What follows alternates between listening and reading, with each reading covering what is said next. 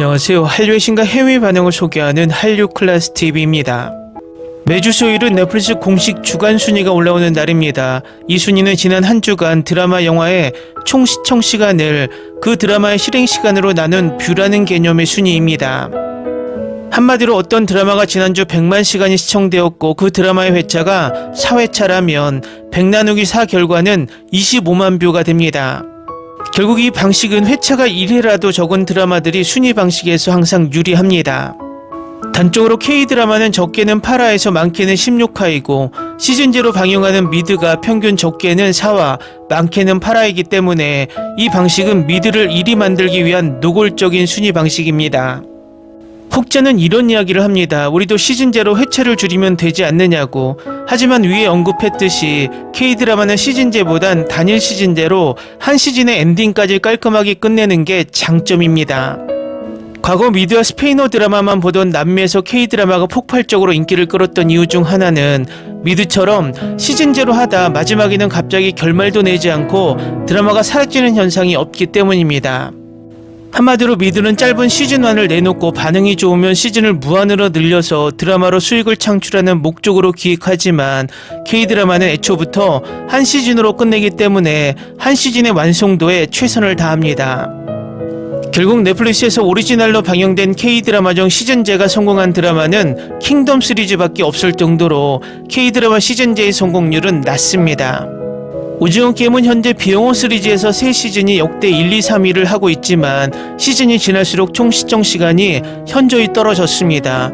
결국 K드라마 시즌제는 맞지 않는다는 결론이 납니다.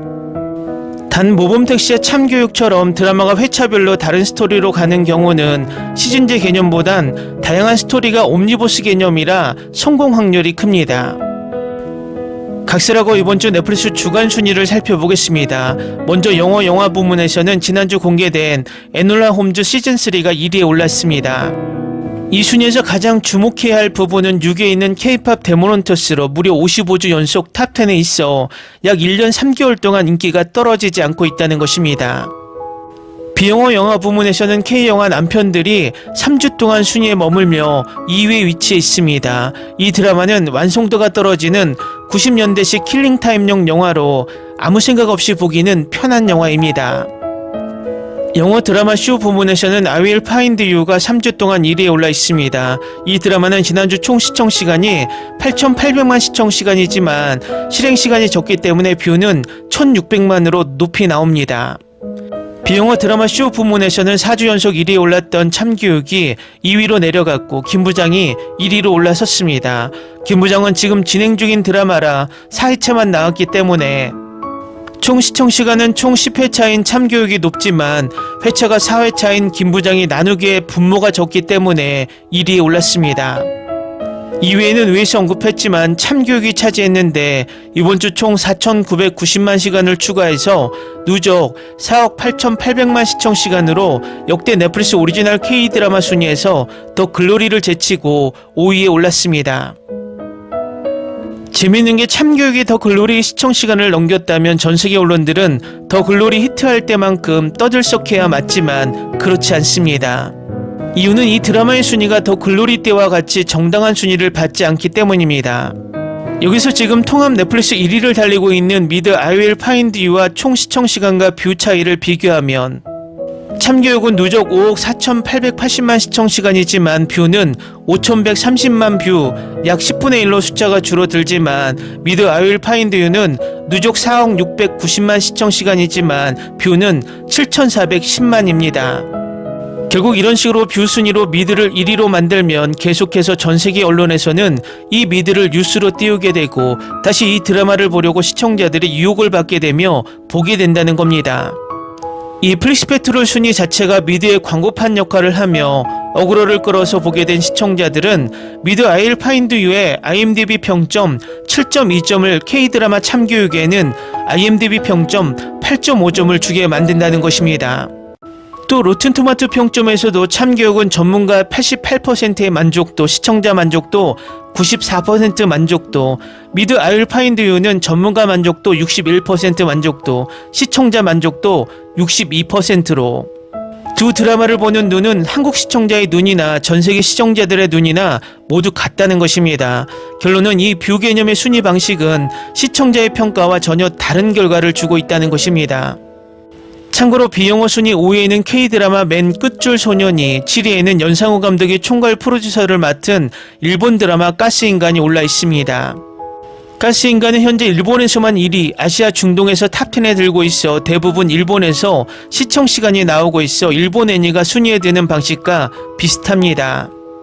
일본 내도익이나 한국의 일본 애니 마니아들이 주장하는 일본의 애니메이션이 세계적인 인기가 K드라마와 맞먹는다라고 말하지만 요즘도 일본의 새로운 애니가 계속 넷플릭스에 올라오지만 일본에서만 순위에 들고 있는 상황입니다.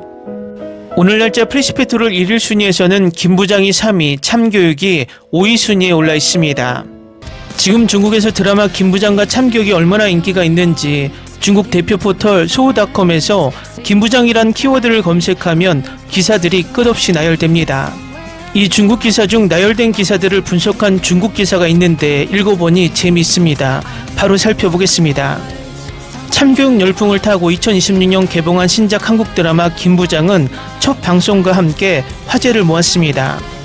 인기 웹툰을 원작으로 한 이 작품은 이승영이 연출했으며 소지섭은 최대훈, 윤경호, 주상욱, 손나온 등 유명 배우들과 함께 출연합니다. 네 번째 에피소드에도 전국적으로 21.6%의 시청률을 기록하며 연간 한국 드라마 시청률 차트 1위를 차지했고 넷플릭스에서도 빠르게 1위를 차지했습니다.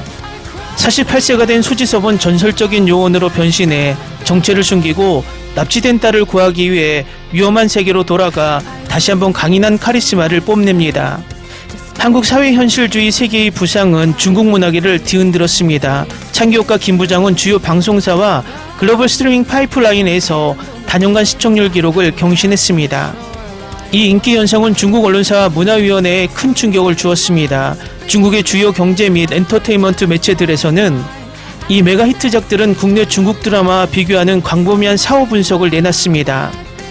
중국 평론가들은 한류를 일시적인 흐름으로 치부하기보다는 이 두 작품을 거울로 삼아 자국 시장을 막는 엄격한 창작 분위기를 들여다보고 있습니다. 중국 GM뉴스는 이렇게 지적합니다. 참교육은 진정한 교육교사 권한의 침식, 제도적 학교폭력, 부모 불만의 무기화, 법적 맹점이라는 매우 불편한 사회적 균열을 정면으로 다룹니다.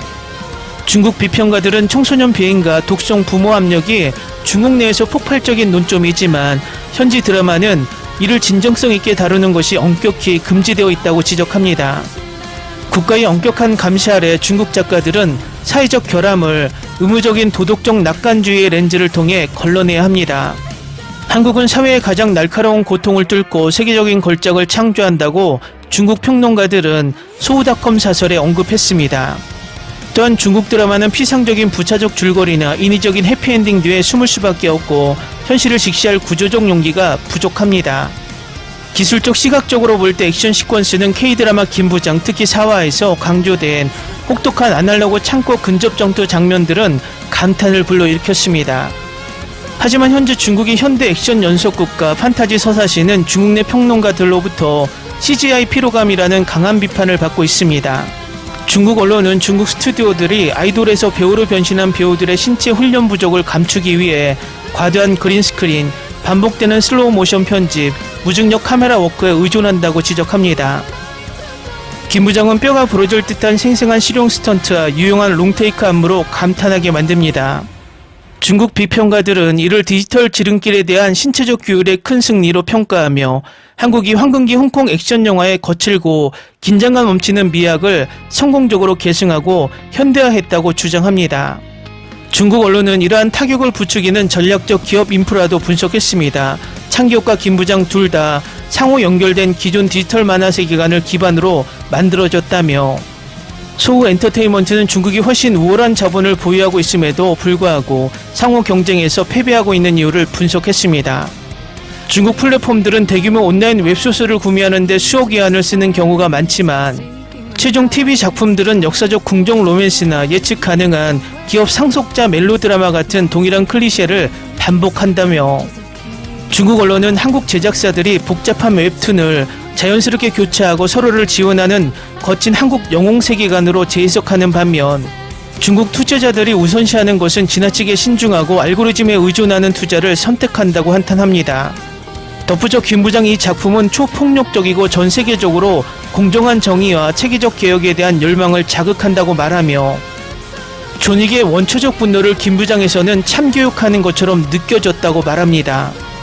일본에서도 김 부장은 엄청나게 이슈가 되고 있는데 인기를 대변하는 기사 제목이 있습니다. TV를 떠났던 일본 남성들까지 매료되었다라는 제목입니다. 이렇듯 K드라마 참교육가 김 부장이 2연속으로 일본을 강타하자 다시 K드라마를 분석하는 기사들이 올라오고 있는데 지금까지 K드라마 인기 요인을 분석한 일본 기사를 분석해 보겠습니다. 일본 프레지던트 온라인에서는 한국 드라마의 인기 요인을 이렇게 분석하고 있습니다. 왜 한국 드라마가 전 세계적으로 인기를 끌고 있을까요? 내 인생을 바꾼 한국 드라마 2016년에서 2021 저자 후지와키 쿠니오는 한국은 2006년 이후 케이블 방송국이 연이어 등장해 이전과는 다른 야심찬 작품을 만들어내는 기반을 갖추고 있다. 일본은 스폰서를 고려하는 드라마만 제작하는 것과는 기획 능력 차이가 크다 말하며 한국 드라마는 처음부터 세계 시장을 겨냥해 제작된다. 국책 지원도 있어 일화당 제작비가 일본 대하 드라마 수준이거나 그 이상인 경우도 흔하다. 때문에 영상 퀄리티와 스케일이 압도적이다. 반면 일본 드라마는 주로 국내 시청자를 타깃으로 한다. 예산이 한정되어 있고 일화당 40에서 50분 분량에 맞추는 형식이 많아 아무래도 소규모 일상물이나 한정된 공간에서의 작품이 많아진다라고 한국 드라마와 일본 드라마의 차이를 분석했고 에스코리안 스쿨 컬럼에서는 한국의 로맨스는 재벌, 남북분단, 복수 등 드라마틱한 장애물을 설정하고 열정적으로 사랑을 관철하는 모습을 그린다. 희노애락이 확실하여 시청자에게 강한 카타르시스를 느끼게 한다라고 분석하며 일본 연애 드라마는 일상의 연장선에 있는 섬세한 감정이나 말로 다 하지 못하는 여백과 침묵을 소중히 한다. 특히 사건을 일으키기보다 시선과 분위기로 조용히 곁을 지키는 사랑을 그리는 경향이 강하다라고 덧붙입니다. TBS 텔레비전은 편성 시스템의 차이가 작품의 밀도 차이를 만든다는 지적을 하며 한국은 주 2회 연속 방송이 기본이고 일화가 60분 이상으로 길다. 이 때문에 복선 횟수나 캐릭터의 심층 묘사에 시간을 들일 수 있어 중독성 높은 전개를 만들기 쉽다. 일본은 주 1회 방송이 1분기 약 18회 완결된다. 전개가 빨라 보기 편한 반면 이야기가 급해지기 쉬워 테마가 얕아질 수 있다는 구성상의 한계를 지적합니다. 또 한국에서는 지상파의 매너리즘을 TVN, JTBC와 같은 케이블국 및 OTT 플랫폼이 파괴하며 콘텐츠의 질을 폭발적으로 끌어올렸다. 반면 일본 지상파 방송국은 여전히 오래된 시청률 지상주의와 광고 모델에 묶여 있어 OTT 시대로의 구조개혁 지원이 K드라마의 결정적 차이를 낳았다고 분석합니다. 일본 허프포스트 분석에서는 최근에는 이러한 격차를 극복하기 위해 한국의 제작 시스템 및 배우들과 협력하는 트렌드가 일본 내에서 큰 주목을 받고 있다고 일본 미디어의 변화를 보도하기도 합니다. 이 기사들의 일본 반응을 보면 안녕하세요. 한국 드라마를 꽤 오랫동안 봐온 시청자로서 말씀드리자면 현재 한국 드라마의 제작 역량은 확실히 높다고 생각합니다. 일본 드라마가 예전보다 재미없어진 것 같다는 느낌이 들다 보니 상대적으로 더 재미있는 작품이 많은 한국 드라마의 수준이 위라고 생각하게 되는 것 같아요. 다만 개인의 취향에 따라 한국 드라마도 재미없는 건 재미없고 최근 저는 일본 유료 채널 드라마들을 아주 흥미진진하게 보고 있어서 결국 어떤 드라마냐에 따라 다르지 않을까 싶습니다. 그나저나 하얀 거탑은 카라사와 토시아키 배우 버전만 봤는데 한국판도 재밌었나요? 요즘은 한일 리메이크작이 많으니 소리의 좋은 점을 참고해서 자기 나라만이 재미있는 오리지널 드라마를 많이 제작해줬으면 좋겠고 다들 힘내주길 바랍니다라는 반응이 있습니다. 또 다른 반응을 보면 역시 예산이 뒷받침되는 만큼 퀄리티가 높습니다. 일본 드라마는 예전에 비해 비가 내리는 장면이 사라졌고 차를 운전하는 장면도 줄었다는 말이 나옵니다. 두 장면 모두 돈이 많이 들기 때문입니다. 예전에는 일본도 춤추는 대수사선처럼 도로를 전면 통제하고 촬영하는 스케일이 큰 드라마가 있었지만 지금은 아예 없네요. 또 다른 반응은 영상 및 컷 편집, 연기력, 조명 세트장 등 모든 요소에 공을 들이기 때문에 제가 일본 드라마의 매력을 느끼지 못하게 된 지 꽤 오래되었습니다. 저는 한국 드라마를 비교적 늦게 보기 시작한 편이라 일본 드라마가 싫어서 갈아탔다고 볼 수는 없지만 잘 만든 한국 드라마를 보고 나면 일본 드라마는 너무 가짜처럼 느껴집니다. 특히 예약 드라마의 세트장은 일본이 정말 부실하더군요. 한국 드라마 메이킹 영상을 보고 이렇게까지 디테일하게 연출하는구나 라는 걸 알게 된 뒤로는 메이킹 영상까지 챙겨보는 재미에 푹 빠졌습니다. 댓글 반응 잘 보셨나요? 일본인들의 댓글 반응을 찾다가 일본 미디어 편집장이 K드라마에 빠지게 된 글을 보게 됐는데 재미있습니다. 바로 보겠습니다. 허무하게 한류 입덕, 어처구니 없는 이야기. 나는 철들었을 때부터 TV 드라마를 정말 좋아했습니다. 2020년 답답함이 감돌던 코로나 시국 속에서 나를 버티게 해준 것 역시 TV 드라마였습니다. 당시에는 일본 드라마 MIU404에 완전히 빠져서 메론 통째로 메론하고 신나게 노래를 부르며 감독판 DVD 세트까지 사버렸을 정도였습니다. 그만큼 나는 수십 년 동안 일본 드라마 영화를 지독하게 사랑해온 사람이었습니다. 물론 2003년 윤사마 붐이 일어났을 때는 겨울연가나 호텔리어, 올인 같은 한국 드라마를 보긴 했습니다. 하지만 최근 몇 년 동안 오히려 오기를 부리며 한국 드라마에는 절대로 손을 대지 않고 버텼습니다. 다만 라이터라는 직업 특성상 한류가 흥하면 흥할수록 기획회의에서 단골 주제로 올라왔습니다.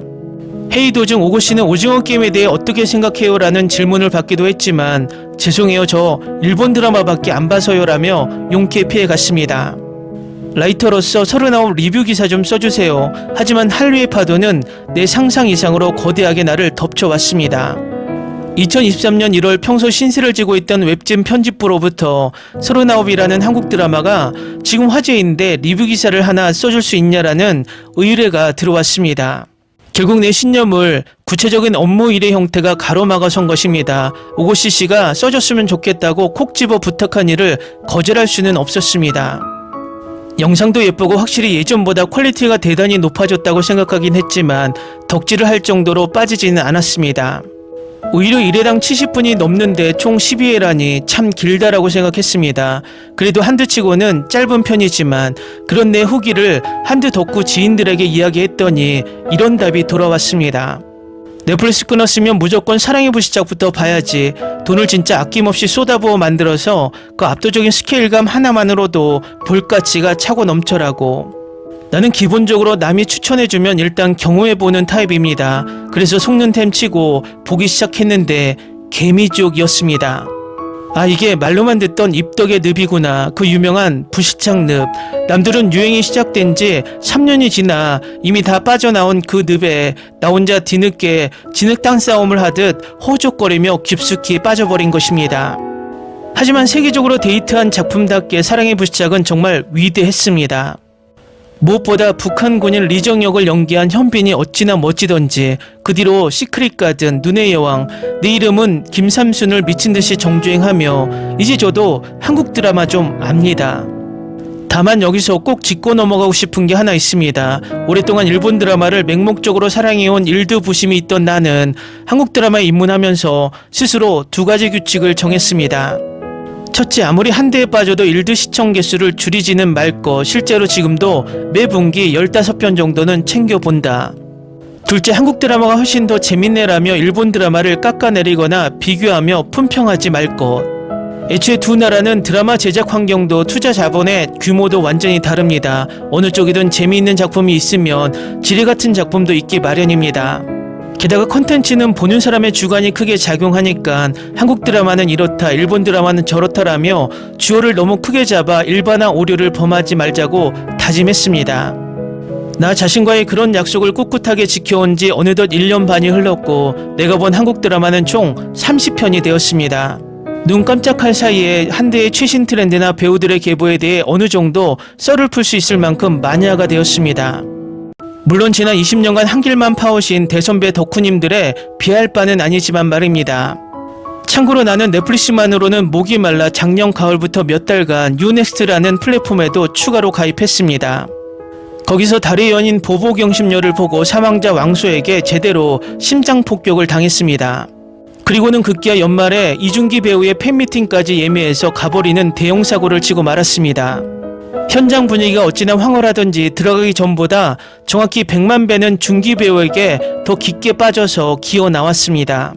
오는 6월 요코하마 팬미팅도 갈 예정입니다. 사랑해요 준기상. 덕질은 정말 고귀합니다. 근데 처음에 좋아했던 현빈은 어디 가고 나의 이 뜨거운 한류 대장정은 앞으로 또 어디를 향해 달려가게 될까요? 다음 행보와 펼쳐질 에피소드 부디 기대해 주시길. 왜 대만은 한국처럼 흡입력 있는 웰메이드 드라마를 만들어내지 못하는가, 무엇이 원인인가라는 제목의 스레드에 달린 대만 네티즌 반응까지 살펴보겠습니다. 대만은 아시아에서 가장 K-드라마가 인기가 있는 나라 중 하나입니다. 그래서 대만의 글로벌 OTT나 토종 OTT나 대부분의 순위에서 K-드라마는 순위 상단에 있습니다. 오늘날짜 대만 넷플릭스 순위에서도 K-드라마 김부장이 꾸준히 1위 자리를 지키고 있고, 대만 최대 토종 OTT 프라이데이에서도 K-드라마 쇼가 인기 순위를 장악하고 있습니다. 그래서 이번에 소개하는 대만 기사는 올 상반기 드라마를 정리하고 있는데, 재밌는 것은 넷플릭스 순위를 빼고 소개를 합니다. 이것만 봐도 대만에서는 넷플릭스가 아니어도 K-드라마들이 인기를 끌고 있다는 것을 보여주고 있는 것 같습니다. 일단 기사를 보시겠습니다. K-드라마들의 이야기는 단순하면서도 잔혹하며 스릴은 극도로 뛰어나서 놓치는 것은 정말 아쉬운 일입니다. 2026년 상반기에는 한국 드라마가 치열하게 경쟁합니다. 누가 가장 높은 시청률을 기록할까요? 지난 6개월 동안 장르는 매우 다양했습니다. 소지섭이 김부장에서 강인한 아버지로 변신해 살인 광란을 벌일 뿐만 아니라, 지성은 판사 이한영에서 재탄생 복수 스릴러를 선보입니다.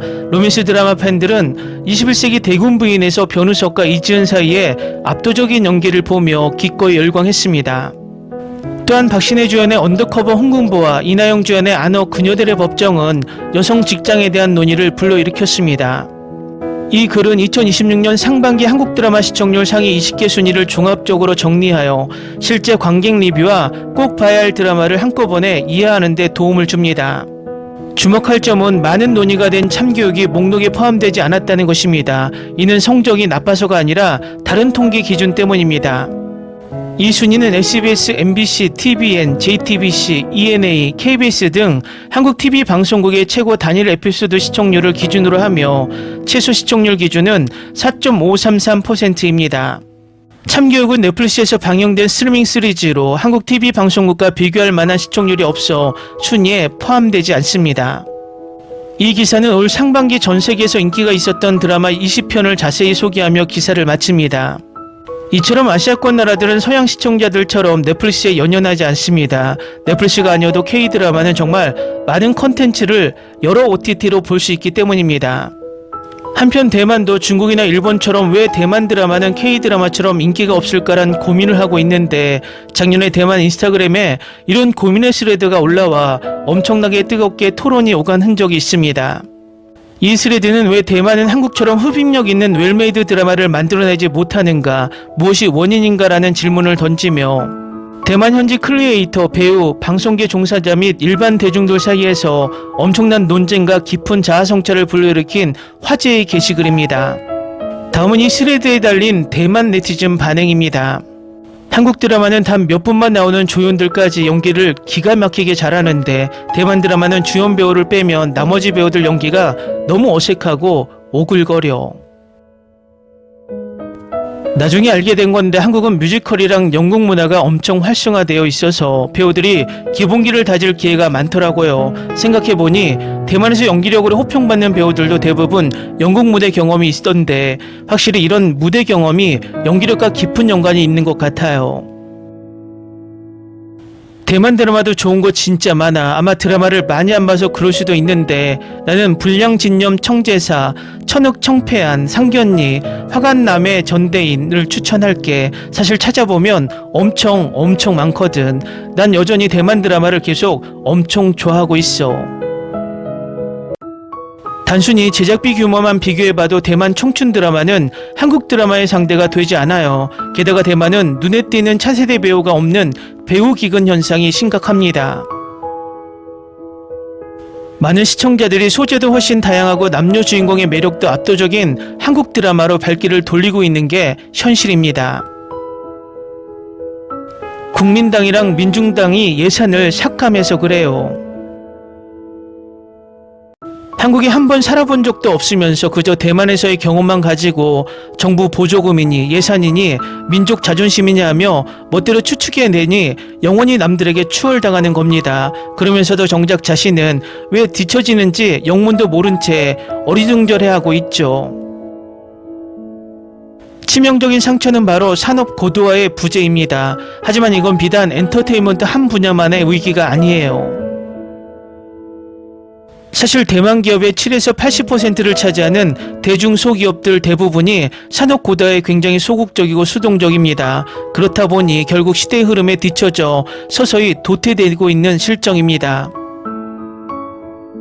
결국 가장 큰 문제는 자본의 규모다. 한국은 편당 수십억 원씩 과감하게 투자해 넷플릭스 글로벌 톱10을 노리는 대작을 기획하지만 대만 투자자들은 실패가 무서워서 푼텀만 쥐어주고 안전한 로맨스 코미디나 찍으라고 한다. 돈을 안 쓰는데 어떻게 오징어 게임 같은 작품이 나오겠나. 돈이 없으니 제작진이 상상력을 펼칠 수가 없다. 대만 드라마에서 매번 고등학생 시절 청춘 연애나 뻔한 직장인 일상만 주구장창 나오는 이유는 돈이 가장 적게 들기 때문이다. SF나 거대한 하드보일드 액션, 대규모 세트장이 필요한 장르물은 기획 단계에서부터 돈 때문에 전부 컷당한다. 한국은 국가 차원에서 엔터테인먼트 산업을 핵심 수출 동력으로 밀어주며 세제 혜택과 인프라를 대대적으로 지원한다. 반면 대만 정부는 지원금만 조금 나눠줄 뿐 여전히 규제가 많고 시장 규모도 너무 작아서 악순환이 반복되고 있다. 대만 작가들은 현실을 너무 모른다. 대본이 소위 문총 스타일의 예쁜 대사에만 집착해서 겉멋만 들어있고 정작 인물들의 감정선이나 서사의 뼈대는 텅 비어있다. 말만 번지르르 하지 시청자 가슴을 울리는 진정성이 없다. 한국 드라마의 대본을 보면 작가들이 현장 취재를 얼마나 처절하게 했는지 느껴진다. 검사, 변호사, 형사, 심지어 학폭 피해자를 만나 직접 인터뷰하고 철저하게 고증해서 쓴다. 반면 대만 드라마 속 전문직 캐릭터들은 그냥 로맨스를 하기 위한 껍데기 설정에 불과하다. 한국은 스타 작가들의 위상이 감독이나 제작사보다 높고 대본 집필에만 집중할 수 있는 완벽한 사단과 시스템이 갖춰져 있다. 대만은 작가에 대한 처우가 너무 열악해서 실력 있는 인재들이 전부 웹소설이나 다른 산업으로 도망치고 있다. 대만 배우들의 연기풀이 너무 좁다. 소위 인기 있는 청춘 스타 몇 명이 이 드라마 저 드라마 번갈아가며 똑같은 표정으로 연기한다. 반면 한국은 주연뿐만 아니라 아주 잠깐 나오는 이름 모를 조연이나 아역 배우들까지 소름 돋게 연기를 잘해서 극의 몰입도가 깨지질 않는다. 대만 드라마 특유의 그 인위적인 오디오 더빙 같은 어색함부터 버려야 한다. 대사를 칠 때 생활 연기가 안 되고 마치 교과서를 읽는 듯한 발음과 톤을 고집하니 시청자들이 그게 이입되지 못하고 튕겨나가는 것이다. 한국 드라마는 PPL조차 하나의 마케팅 예술로 승화시킨다. 주인공이 바르는 화장품, 먹는 홍삼, 타는 자동차가 자연스럽게 극에 녹아들어 글로벌 팬들의 지갑을 열게 만든다. 대만 드라마는 광고를 넣어도 너무 조잡하게 넣어서 작품의 퀄리티만 떨어뜨린다. 네이버나 카카오 같은 웹툰 IP를 영리하게 드라마로 각색해 유니버스를 만드는 한국의 비즈니스 구조가 너무 부럽다. 대만도 좋은 만화나 소설 IP가 아예 없는 건 아닌데 이를 미디어 믹스로 확장해 대형 프랜차이즈로 키워낼 영리한 제작자가 없다. 댓글 반응 잘 보셨네요. 어제 오늘은 K드라마에 대한 중국, 일본, 대만의 분석기사 반응을 살펴봤는데 이들의 반응이 흥미롭습니다. 대만 유저들은 자본의 절대적 부족, 안전한 장르만 무한복제, 작가 배우 처우 악화, 글로벌 경쟁력 상실이라는 대만 미디어 산업의 구조적인 고착화를 뼈아프게 지적하고 있습니다. 한국 드라마처럼 세계를 사로잡으려면 단순한 모방이 아니라 제작 환경의 근본적인 체질 개선과 현실 고발을 두려워하지 않는 창작의 자유가 선행되어야 하는 것이 대만 현지 여론의 핵심 결론 같습니다. 재밌게 잘 보셨나요? 여러분의 구독, 좋아요, 댓글, 알림 설정은 영상 제작에 큰 힘이 됩니다. 이 영상을 보신 모든 분들 항상 대박 나시고 행복하시길 바랍니다.